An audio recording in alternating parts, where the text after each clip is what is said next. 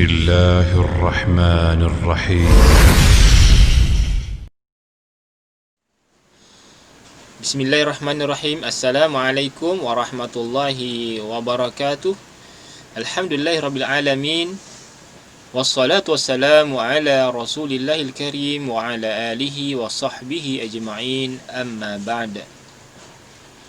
Rabbi shrah li sadri wa yassir li amri wahlul 'uqdatam min lisani yafqahu qawli.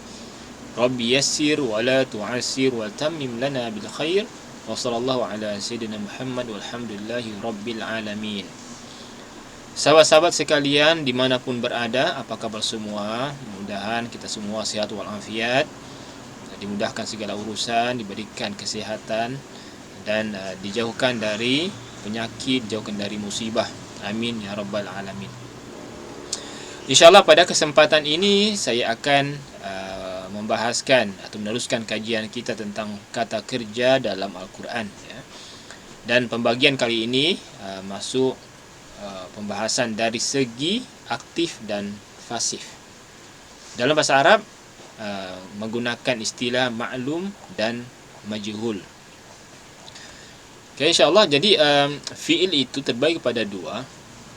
Yang pertama adalah fi'il ma'lum, kemudian yang kedua adalah fi'il majhul.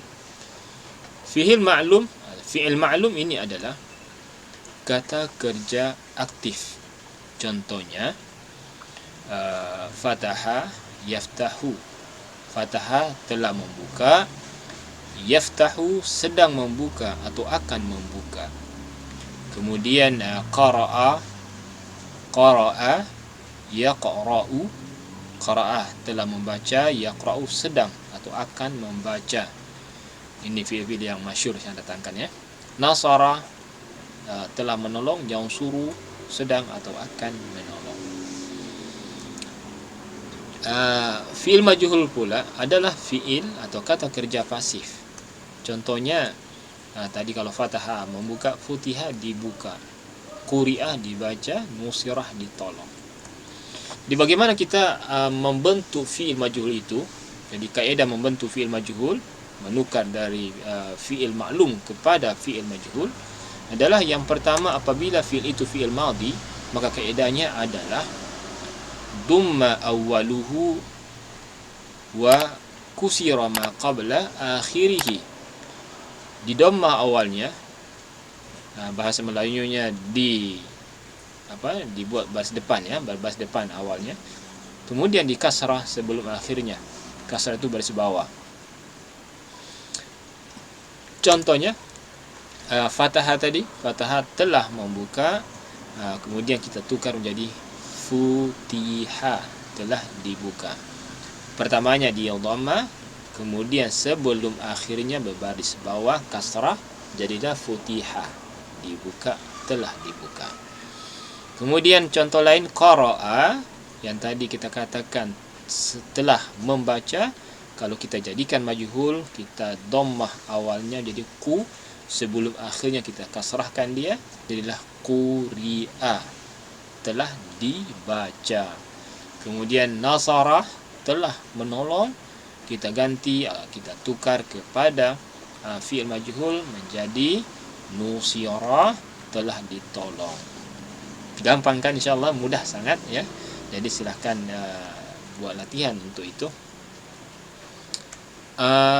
Itu dia, minta maaf. Fi'il madhi pula. Jadi kaedah fi'il madhi ini adalah awalnya sama, dumma awaluhu, awalnya dia dhammah, wa futiha ma qabla akhirih, tetapi di fathah sebelum akhirnya. Tadi kalau fi'il madhi di kasrah, fi'il mudhari ini pula adalah di fathah atau di fathah, berbaris atas, ya. Contohnya yaftahu, sedang membuka, maka kaidah pertama tadi di dhammah awalnya yu, sebelum akhirnya dibariskan dengan baris fathah, jadi ta, jadi yuftahu, dibuka, ya.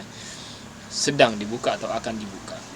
Yaqra'u, sedang atau akan membaca, maka di dhammah awalnya menjadi yu, sebelum akhirnya di fathah jadi ra. dan asalnya pun sama juga ya, yaqra juga asalnya ra tetap kekal barisnya, jadi yuqra'u dibaca.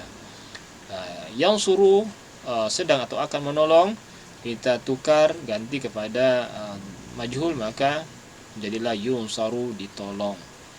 Sangat-sangat mudah kaedahnya ya. Tinggal memahami atau menghafal kaedahnya tadi. Fi'il itu adalah dumma awaluhu wa kusira ma qabla akhirih. Kalau fi'il mudhari' dumma awaluhu wa futiha ma qabla akhirih. Okey. Di sini tasrif fi'il madhi majhul. Tasrif ini saya kira sama dengan tasrif fi'il yang maklum. Pada pelajaran pertama dari fi'il ini pernah kita bahaskan tentang ini, dan tuan-tuan boleh merujuk kepada fi'il maklum. Hanya menukar, mengganti bentuknya, tadi maklum menjadi majhul, dan kita menjadi mengacu kepada 14 dhamir yang kita bagi kepada 3 bagian. Ada dhamir yang ghaib, ada yang mukhatab, dan ada yang mutakallim. Yang gaib ini ada 6 dhamir, huwa, huma, hum, hiya, huma, hunna. Selalunya kita menggunakan jari untuk memudahkan kita, boleh juga kita gunakan dalam kesempatan ini. Yang gaib itu ada 6 dhamir, di sini 3 ya.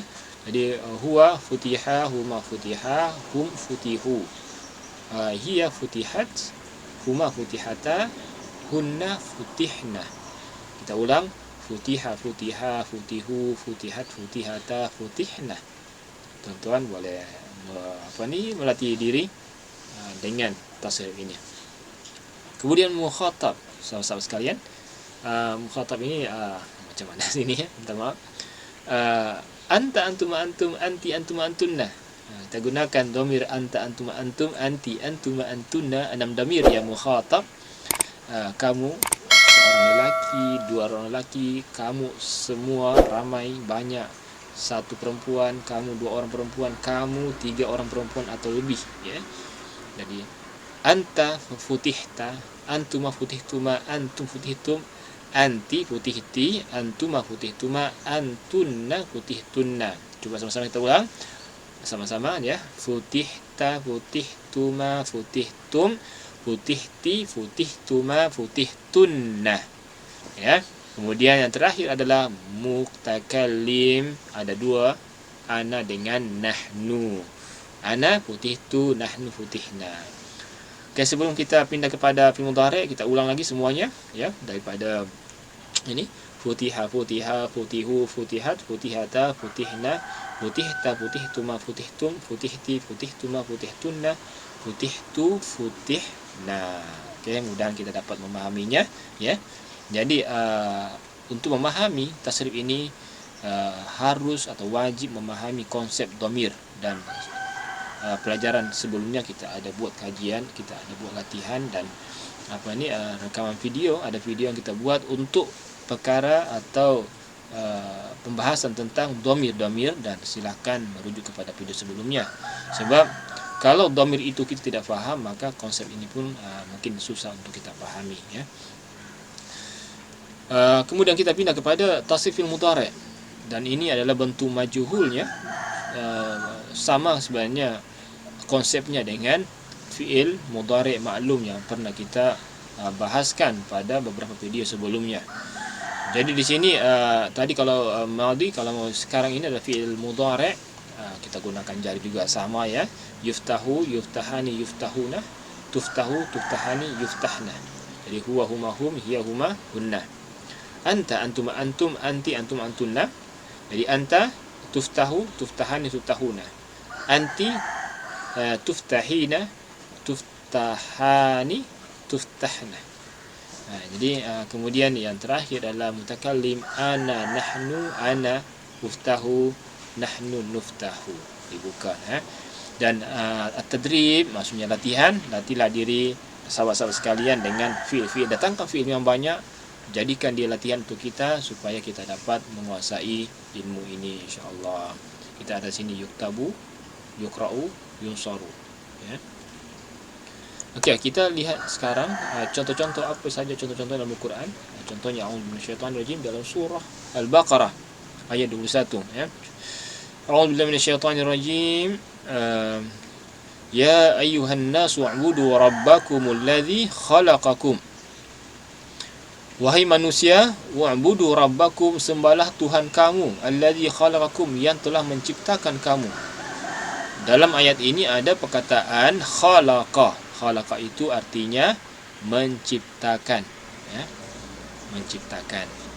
Itu adalah bentuk maklum. Kemudian contoh yang majhulnya dalam Al-Quran, a'udzubillahi minasyaitonir rajim, wa khuliqal insanu dha'ifa. Diciptakan manusia dalam keadaan lemah, atau manusia itu diciptakan bersifat lemah. Khuliqah jadinya, ya, setelah ditukar menjadi bentuk majhul. Dan memang manusia itu lemah, tuan-tuan, ya. Manusia dapat binasa hanya dengan benda yang atau makhluk yang sekecil-kecilnya yang tidak dapat dilihat oleh mata, seperti pada saat ini di mana ramai orang yang terkena musibah karena perkara yang tidak dapat dilihat oleh mata, yaitu corona, ya. Jadi sahabat-sahabat sekalian, ini adalah pertukaran dari khalaqa menjadi khuliqa. Yukhlaqu, yakhluqu menjadi yukhlaqu, ya. Contoh lain dalam surah At-Taubah ayat 51, a'udzubillahi minasyaitonir rajim. Qul la yusibana illa ma kataballahu lana huwa maulana wa 'alallahi falyatawakkalul mu'minun. Qul, katakanlah wahai Muhammad, la yusibana, tidak akan menimpah kepada kami, illa, kecuali, ma kataballahu lana, kecuali apa yang Allah telah tetapkan bagi kami, huwa maulana, dialah pelindung kami, wa 'alallahi, dan ke atas Allah lah, falyatawakkal mu'minun, hendaklah orang-orang beriman itu bertawakal. Dalam ayat ini ada kata ba, itu maksudnya menetapkan. Jadi Allah menetapkan kepada kami. Jadi apapun yang menimpa manusia, itu semua adalah ketetapan daripada Allah Subhanahu Wa Taala. Maka kita harus menerimanya dengan ikhlas dan tetap ikhtiar, ya. Jangan lupa ikhtiar. Contoh lain yang berbentuk majhul dalam Al-Quran, ini adalah ayat yang masyhur karena ini berkaitan dengan puasa. Setiap bulan puasa, bulan Ramadan, mesti kita dengar ayat ini. A'udzubillahi minasyaitonir rajim. Ya ayyuhalladzina amanu kutiba alaikumus syiyamu kama kutiba alal ladzina min qablikum la'allakum tattaqun. Wahai manusia, wahai bukan manusia, wahai orang-orang beriman. Orang beriman yang dipanggil di sini. Kutiba alaikum musyam, diwajibkan atas kamu asyam, berpuasa, sebagaimana diwajibkan atas orang-orang sebelum kamu, supaya kamu bertakwa. Di sini ada kutiba, dua kali disebutkan kutiba. Jadi kutiba itu adalah bentuk majhul daripada kataba. Okey, jelas insya-Allah. Kemudian yang terakhir di sini adalah contoh fi'il mudhari'. A'udzubillahi minasyaitonir rajim. Wa inni mursilatun ilaihim bihadiyatin fanadhiratun bima yarji'ul mursalun. Ini berkaitan dengan kisah Ratu Balqis ketika diajak untuk masuk Islam oleh Nabi Sulaiman. Maka sebelum Ratu Balqis ini masuk Islam, Ratu Balqis pertamanya ingin mentes Nabi Sulaiman dengan mengirimkan hadiah. Maka Ratu Balqis ingin melihat apa yang akan berlaku, apa yang terjadi kalau dia mengirimkan hadiah kepada Nabi Sulaiman. Maka Nabi Sulaiman ini ketika dikirimlah hadiah itu, Nabi Sulaiman menolaknya, ya. Kisah selanjutnya boleh sama-sama sekarang merujuk kepada tafsir tafsir surah An-Naml ayat 35 dan ayat berkaitan dengannya, ya. Jadi wa inni, dan sesungguhnya aku mursilatun, mengirimkan, ilaihim kepada mereka, bihadiyatin, hadiah, fanaziratun, dan aku menunggu, bima yarji'ul mursalun, apa yang dibawa kembali oleh utusan tersebut, ya. Utusan-utusan yang diutus oleh Ratu Balqis. Dari sini ada yarji'u, kembali. Kemudian bentuk majhul dalam ayat lain dalam surah Hud, ayatnya a'udzubillahi minasyaitonir rajim. Walillahi ghaibus samawati wal ard wa ilahi yurja'ul amru kulluhu fa'budhu wa tawakkal 'alaihi wa ma rabbuka bighafil 'amma ta'malun. Walillahi, dan milik Allah, kepunyaan Allah, ghaibus samawati wal ardi, apa yang gaib di langit dan di bumi, wa ilaihi yurja'ul amru kulluhu, dan kepadanya lah dikembalikan urusan semuanya, fa'budhu, maka sembahlah dia, iaitu sembahlah Allah, mutawakkal alaihi, dan bertawakal kepadanya, dan tiadalah Tuhanmu itu lalai dari apa yang kamu lakukan, apa yang kamu kerjakan. Jadi apa yang kita lakukan ini semuanya diketahui Allah Subhanahu wa taala. Jadi dalam dua ayat ini, pertama tadi maklum, kemudian ayat kedua adalah fi'il majhul, ya. Mudah-mudahan kita dapat memahami konsep ini, konsep fi'il maklum dan konsep fi'il majhul. InsyaAllah akan ada pembahasan selanjutnya tentang perkara ini. Nantikan video-video selanjutnya. Saya kira itu saja, mudah-mudahan ada manfaatnya, dan kita tutup dengan kafaratul majlis. Subhanakallah bihamdika asyhadu an la ilaha illa anta astaghfiruka wa atubu ilaik. Wa sallallahu ala sayyidina Muhammadin nabiyil ummi wa ala alihi wasallam. Walhamdulillahirabbil alamin. Assalamualaikum warahmatullahi wabarakatuh.